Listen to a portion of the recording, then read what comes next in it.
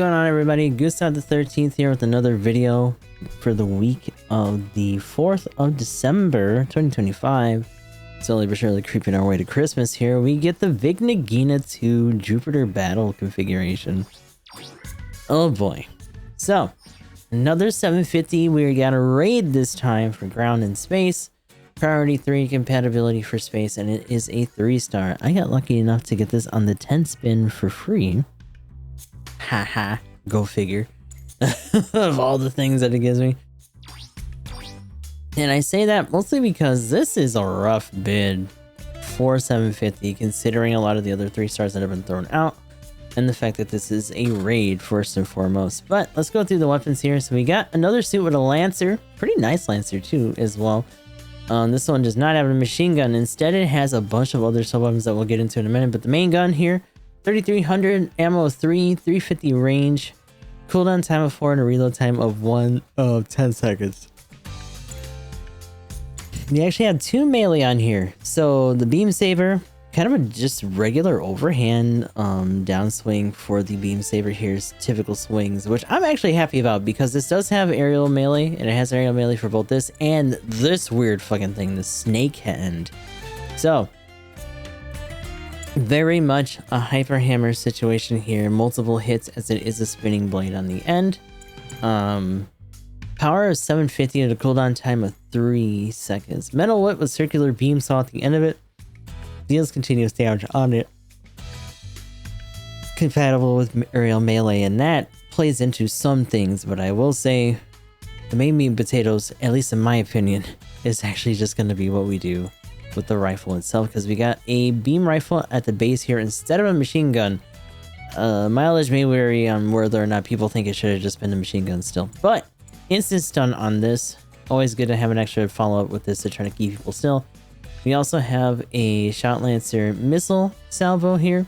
5 shots, 900 each. Typical accumulation, you have to get at least like 3 shots in here. Unless they had damage control, then it's going to be 4 plus. In a range of 275. All of this relatively short range. Kind of mid-range situation going on. But we also get a chain explosion, which, considering some of the accumulation that can happen and the flinch factor, which will actually start eating people's inputs and stuff, you can fire these continuously. It's a pretty decent gap between shots, but you can accumulate the accumulation on these and just kind of layer them up and really keep people still or just hassle them. But for these stats, pretty even keel across the board here. 2550 for the health here, ballistic of 24, beam of 32, and a melee resistance of 28. Range strength and melee strength are generally the same, so 35 for range, melee strength of 40 baseline, movement speed of 145, top speed of 230, thrust gauge of 80, and a turning speed of 81. For our part slots, we have 20, 21, and 15 for close, medium, and long. In terms of our skills here, we have Assault Booster 3, Melee Composite System 1, High Spec AMBAC 2, Maneuver Armor 4, Force Injector 4, Aerial Melee System 2, Offense System 2. So this is something important to keep in mind, considering that this is the same amount of offense system that the X1 has, so you will be able to get that whip out pretty decently. Of course, the bigger thing about this is that you're going to be not only taking damage while you're committing to it, but because you are a raid and most of the more usable stuff at this cost is still generals, you're going to be taking more damage than the X1 would be in general. Emergency Evasion System 3, Flight Control Program 4, Glide Structure 3, Anti-Flight Stabilizer 1, High Performance Radar 2, Optimized Cooling Efficiency 1, Flat Booster 2, and Flexible Wing Nozzle Controller. So we got another push button skill here. Unfortunately, this one's kind of shitty.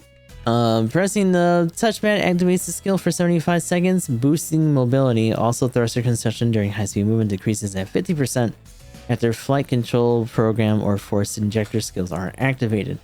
And high-speed movement increases by 10. So you're talking about 240 there. I really wish I'd still be on it, my lord. When taking ranged attacks from an enemy, resulting damage and stagger due to the cumulative damage is reduced. Skill compatible weapons can also be used during this high speed movement. So pretty much everything on the Lancer usable while you're moving. This thing doesn't really have bulkheads or anything like that. It's just all based in the gun. So the bigger issue here is that even though there is a reduction for some of the damage taken and a decreased high-speed movement consumption by 50%, it doesn't really have a high thruster gauge. It's 80 baseline, because it only has like force injector 4, which is crazy for me to say, but there is higher than that. Force injector 4 doesn't really do this thing many favors, considering how much of the time you're going to be spending in the air in this thing. In terms of the enhancement list, we have +1 beam modifier, +1 to melee modifier, +1 to thrusters, +1 to all your shit because it's complex expansion slot at the end for 3100. We then get +5 to anti-beam and +5 to melee for the unlockables here.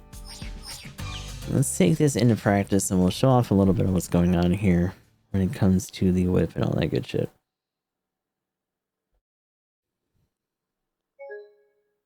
Whoa. Okay.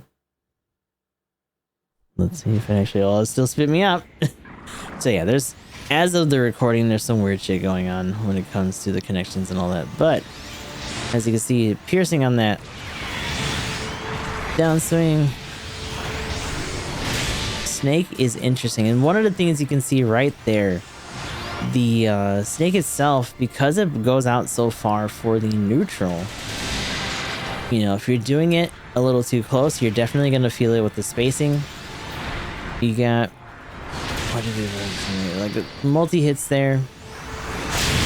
I think the nicer thing to me is just the fact that we finally have another suit with the overhand downswing that can be done in the air. I actually like that a little bit better than what's going on with this. So something else to keep in mind when it comes to the snake itself is that it can do the side and or the neutral. The downswing it cannot, but the downswing in particular does hit immediately in front of it and hits for a lot. So you got another situation like the hyper hammer that the Grandpa Gundam has, where, you know, as long as you're in the general vicinity, you can still hit them. One thing to keep in mind, of course, okay, what's going on? Huh. Yeah, actually flipping out. But I don't think we have any disconnection issues. But in general, it feels like it's a little bit more versatile in practice. The second that you start really doing this on the field, you might have a little bit of a hard time, because you gotta keep in mind there's gonna be a lot of stuff that's just as fast as you, that's just as small as you, that's not really gonna have much of a reason to be that close until they already have you on the ground. You know, the Gundam can get away with what it gets away with because it's doing it in a cost range that isn't quite that nimble yet. And it's doing it around suits that still have to close in to do the bulk of what it has to do. And that being said, it is a little bit more of an emergency situation kind of thing. And I would say because of the fickleness of the hitbox on the side swings compared to the X1's screw web, you should probably resort to doing the downswing a little bit more often when people are closing in, because you probably have a better chance of that sweeping somebody compared to doing the side swipe or the neutral, just because of how spacing centric the neutral actually is. Beyond that though, I would still say that the bulk of what you're going to be doing is going to be during that window of mobile shooting. You know, you got the missile pod here, so 1, 2, 3, so 3 shots on these guys for the accumulation there. And then of course you can also get several of them out at a time, so 1, 2, you see that shot spacing on that. And then for the missiles we have 1, 2, 3. And as you can see there, you would need 4 for these guys that have a little bit more damage control or a mode that helps them resist more for their consecutive stuff. One thing to keep in mind, however, is that that touchpad skill is only once per life. As you can see, it does not come back. So another thing, much unlike the Neo or other shit, is that there is just no long cooldown time, and then you get it back to try it again. I don't know if that's something that they consider to just be raid tax or not, but I think it easily makes it one of the worst push button skills at this cost right now, and that's very unfortunate. That being said, just this version of the Shot Lancer alone is a very solid and kind of interesting mid-line situation. I think that the traversal speed on the missiles is a little bit rough, especially because you're talking about a lot of stuff on this suit that just doesn't have ASL in a cost range that very much kind of thrives, not necessarily relies, because people will always cry skill issue if you say that, on ASL. But when you're talking about even the charge shot on the Silhouette Gundam for the Vespers having it, even though the neutral doesn't have it, it's very clear that they weren't really anticipating having this much speed going on at any kind of cost, and really had to lean on putting stuff like that on these suits in order for them to be able to hit each other with any kind of consistency. And you can tell how generous they are sometimes with the ASL when it comes to some of the shots that land when you're running something like the Neo Gundam. But yeah, the biggest gimmick of this suit being this snakehead, very interesting. The pullback on this does not have a hitbox either, so don't expect to throw it out and be like, oh well, it didn't hit, maybe it'll pull back and it'll nail on the no. There's no return hit. They let it have so much more leeway on the downswing for it hitting back here and forward here, and then when it whips backwards before it actually does the full pullback, that I think that kind of exhausted any kind of energy they would have had to be like, oh no, yeah, it can do it on the pullback too, especially because they give you 2 swings. Although you gotta be very, very heavy-handed with the directionals, because otherwise it's just gonna want a neutral. It's a little bit fickle when it comes to that kind of shit, which sucks. I will tell you, our matches on this were a little bit rough. It took us 4 cracks to really get one that stuck win-wise, but we do have that match, and we're going to put it right around here. Output is stable. Oh. All systems go. All right, here we go. Pilots, move out.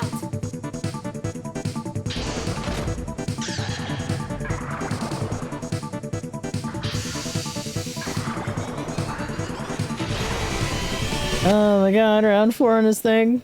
Jeez.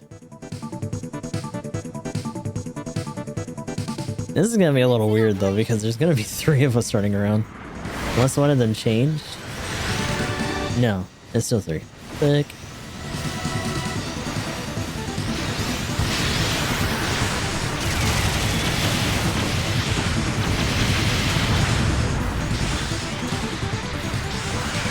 I don't think it reaches like that, no. It feels like it goes so far.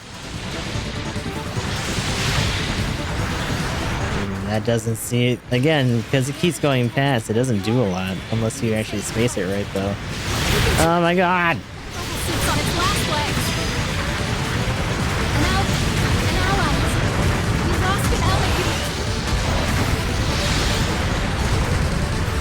Where did that go? Nope.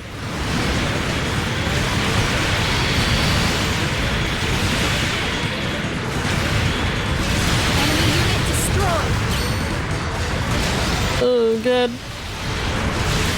Oh. Oh, I got it. Hell of a midliner with this fucking Lancer gun, though.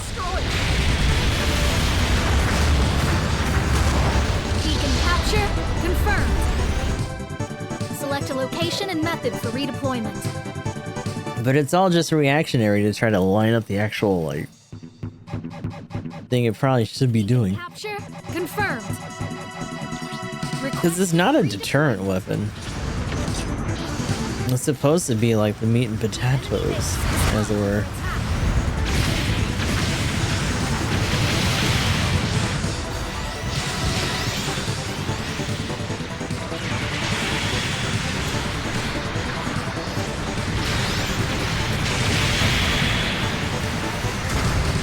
Oh, what a hassle. Get off of her. Stop. Significant damage detected.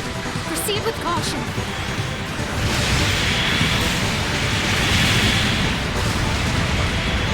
An ally has destroyed an enemy mobile suit.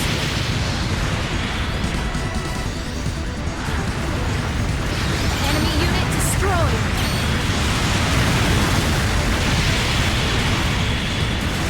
An ally has destroyed. I hate that it goes flat, dude. I'd rather it be vertical, so at least has some extra reach vertically on these for the hitbox. An ally has destroyed an enemy mobile suit.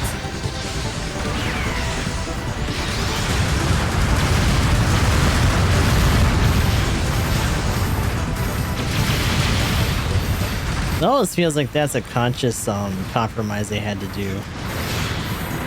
The enemy base is taking heavy damage.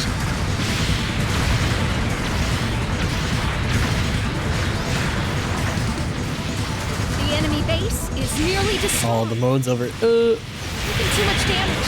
That's what I like that the mode turned out like that. No! Mobile suits been destroyed. We lost an ally unit. The Neo just like, huh? We lost an ally unit.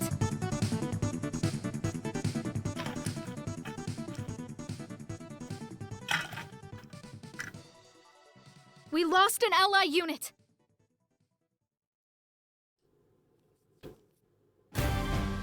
Four just like bravely ran away just to get bravely jobbed after. We have detected an ally signal. I love it.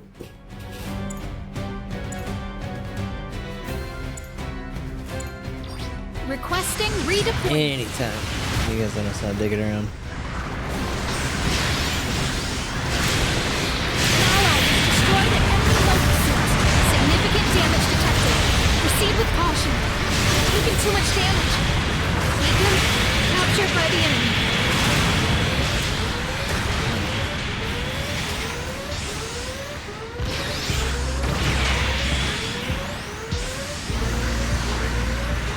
No! Oh my god. Mobile suits been destroyed. An ally has destroyed an enemy mobile suit.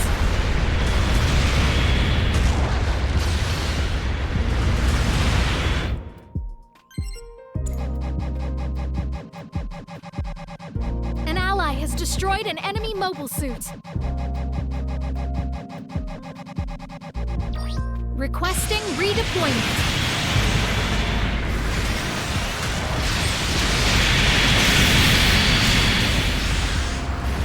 An ally has destroyed an enemy mobile suit. Looks like they've got the upper hand for the moment.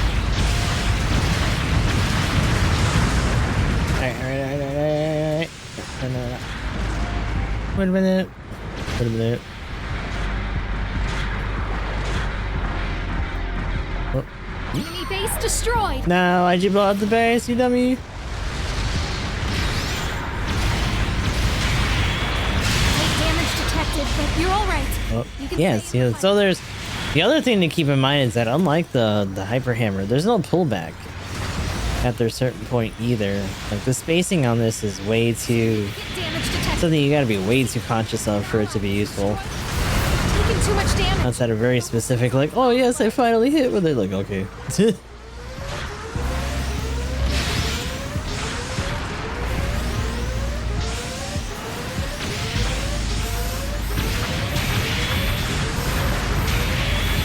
minutes remaining for the operation.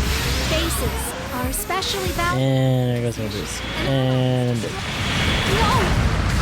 Mobile suits been destroyed.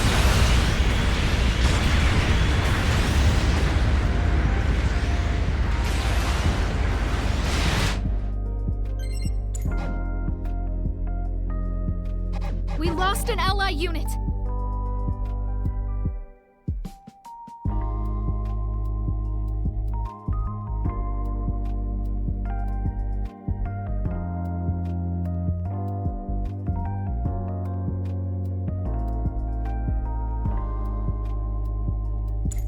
We lost an ally unit.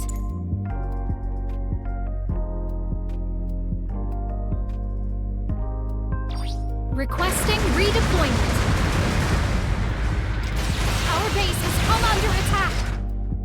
Long-range 1 minute remaining for the operation. Keep pushing. Target confirmed.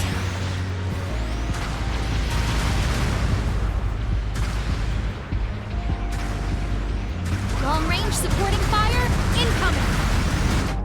An ally has supporting fire complete. No good. Supporting fire was off target. Requesting redeployment.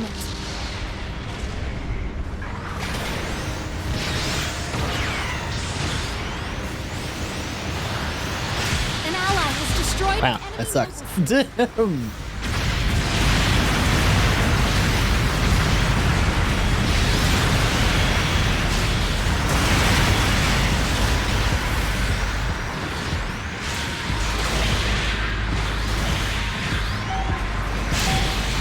An ally has destroyed an enemy mobile suit.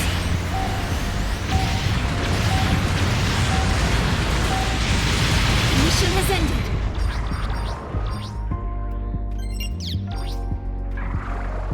We beat them handily. Man. Well done. And it took way too long. I don't know how to feel about that at all. It was mostly just me getting wailed on anyway. But to be honest, this, once again, another suit that has that lance gun with a bunch of sub weapons on it.